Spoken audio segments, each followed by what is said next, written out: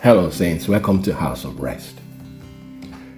In our previous video, I talked about whether tongues in Acts of the Apostles were languages of men or angels.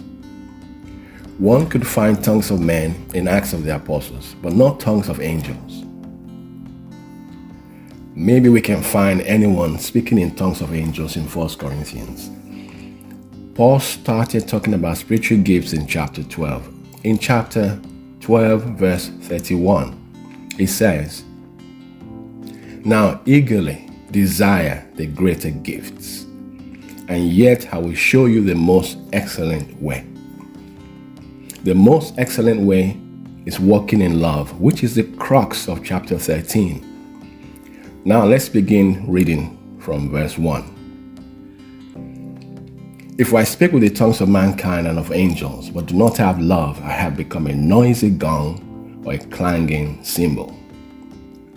We know that Paul spoke in tongues because he said in chapter 14, verse 18, "I thank God that I speak in tongues more than all of you." But did he speak in tongues of angels? While all agree that Paul must have spoken in tongues of men, many disagree that he spoke in tongues of angels as well. One thing to focus on in this verse is that it's possible to speak in tongues without love. And those who do are wasting their precious time. They're like clanging cymbals. Now let's focus on the tongues of angels. Was Paul saying here that he spoke in tongues of angels? Or was he just speaking hyperbolically to show the importance of love? Verse 2 sheds more light on this. "If I have the gift of prophecy and know all mysteries and all knowledge, if I have all faith so as to remove mountains, but do not have love, I am nothing." You can argue that Paul had the gift of prophecy, but you cannot argue that Paul understood all mysteries and all knowledge. Only God knows that. Did Paul have all faith? I don't think so. Jesus was the only human to have all faith.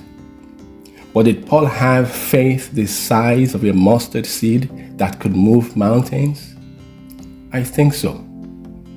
Jesus talked about faith as a mustard seed in Matthew 17:20.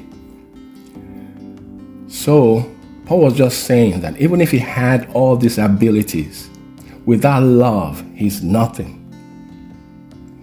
Love is the sine qua non of the Christian life. You cannot do without it. I suspect that those who had been so mesmerized by the gift of tongues were shocked by these two verses. But it's not done with them. It gave them another mind-blowing statement. Verse 3. "And if I give away all my possessions to charity, and if I surrender my body so that I may glory, but do not have love, it does me no good." If Paul gave away all his possessions to the poor and surrendered himself in order to glorify himself or in order to boast, then it would have been done without love, because love does not boast and is not proud. All these three verses were hypothetical statements. The word "if" clearly shows that they were.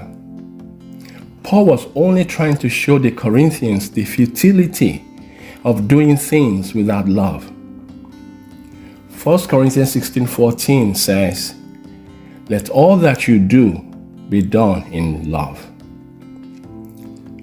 Did Paul speak in tongues of angels? Not in this chapter. In the next video, I'll look at chapter 14.